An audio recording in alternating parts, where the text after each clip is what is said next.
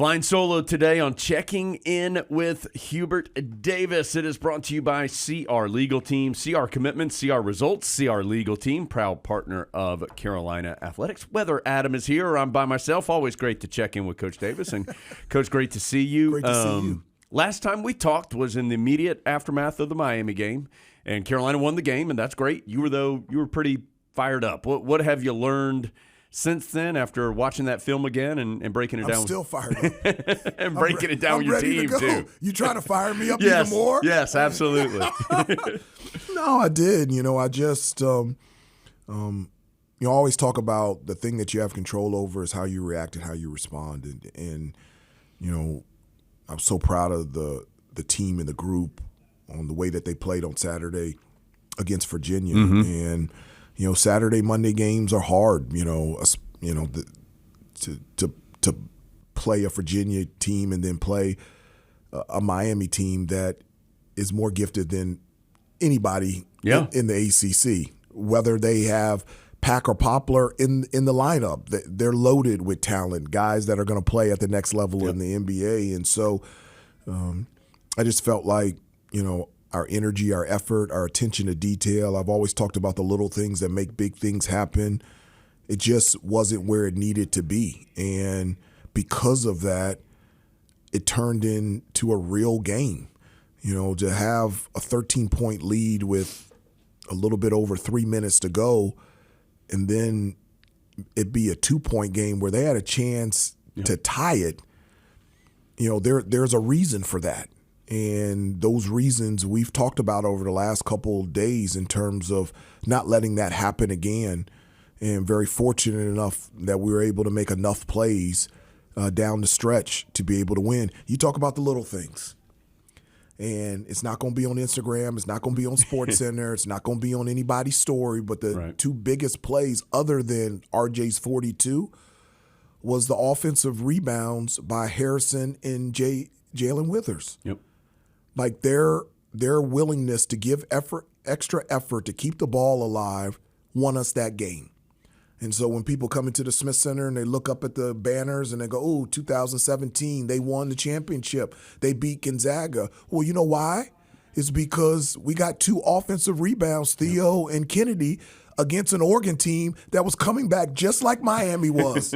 And we got 2 offensive rebounds and we were able to win and play for the championship. And so just highlighting the little things and how important it is, not just towards the end of the game, but the entire game.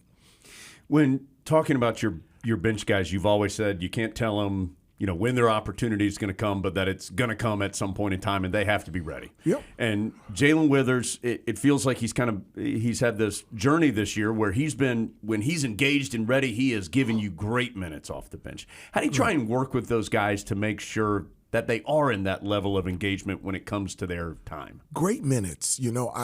His energy and his effort on Monday night helped us win the game. I mean, he not just on those offensive rebounds off of free throws, just his versatility and athleticism on the defensive end, his rebounding, keeping the ball alive, being able to finish around the basket, and to mention the 2 free throws that he hit to seal the win after we missed 4 free throws in a row. And so to be able to do that was the perfect example of being ready when your number is called.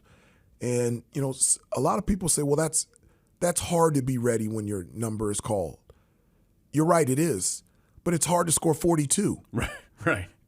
This is University of North Carolina. It's hard. If it was easy, a lot of people would do this. It doesn't matter whether you start, come off the bench, play 40 minutes, play 2 minutes. It's hard. And so you have to enjoy how hard it is to be a part of this and to embrace it with joy and thankfulness and determination to be the best that you can be. Adam and I had RJ in here on Tuesday of this week after the big game on Monday. We actually watched his baskets, and he kind of went through the baskets with us and was talking about, as somebody who can appreciate really high-level offense and has done it himself for a long time in your playing career, what were you thinking while you were watching this display from RJ on Monday night? I wanted it more. Let's go to 50, but I don't know how to express it. Just It has nothing to do about 42. It has the year that RJ has had and the recognition and the praise that he's been getting. Yeah. And again, this is the second time. I've never heard anyone. I've been to a number of games and I've played and I've coached where a crowd chants a player's name. I haven't been to every Carolina game, right, but I've been to a lot knowing that that's rare. And RJ should be celebrated because this is not the norm, unfortunately, in college basketball. For a guy to stay at one school for 4 years and you're able to see the growth on and off the court, in terms of his leadership. And I'm so happy he's being celebrated this year. I'm so happy that on the national scene, people got to see what RJ's been doing all season. And it literally would be I cannot imagine a scenario where he is not ACC Player of the Year. Yeah. You talked about this a little bit, I think, in your initial answer. And we do, by the way, we've got a community piece that we want to highlight today with Coach Davis. We're going to get to that because this is our final show of the month of February, and we're going to get to that in just a second. But, Coach, one more basketball question before we get there.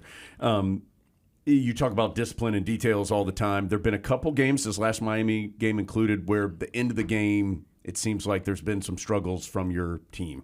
How do you continue to try and make sure that those discipline and details are tighter in those last 4 or 5 minutes of a game? Yeah, keep showing them, keep holding them accountable, keep practicing them, just constant repeating of everyone's job and responsibility and where they need to be, and to hold them accountable in those situations, and to understand that these are moments not to run away from, these are moments to run towards.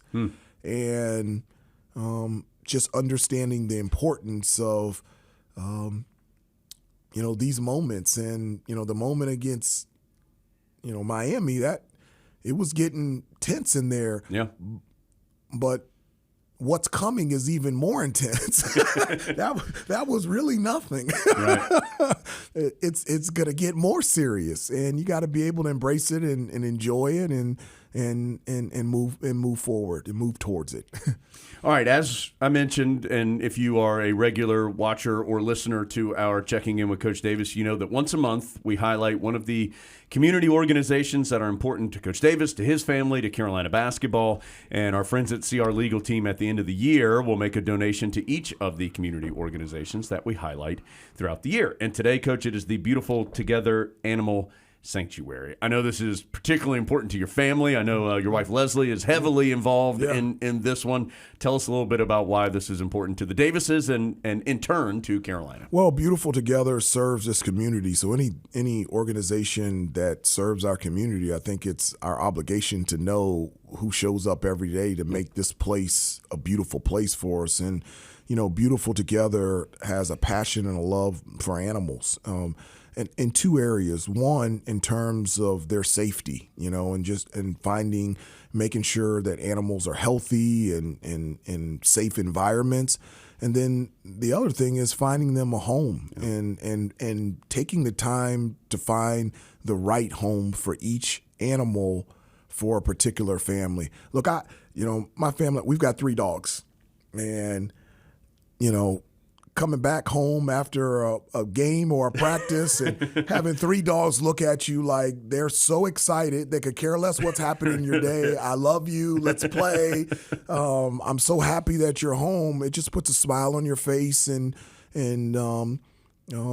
puts things into perspective. Yeah. And we've served with Beautiful Together over the last years, and we enjoy serving in this, and our family does, and what they do for this community and what they do for animals, because we love animals for us as a family.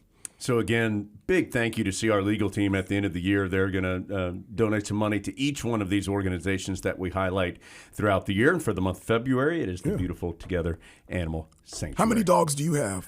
Only one. We've got a cat and a fish, though. See? Perfect. I love that. Would you like to know my son's fish's name? No. Davis, after you. His second fish, his first one was Williams. Okay. His second one is Davis. I like that. So there you go. We're going to get another dog and name it Jones. Okay. That won't be the only one. People like to call their dogs that, I'm sure.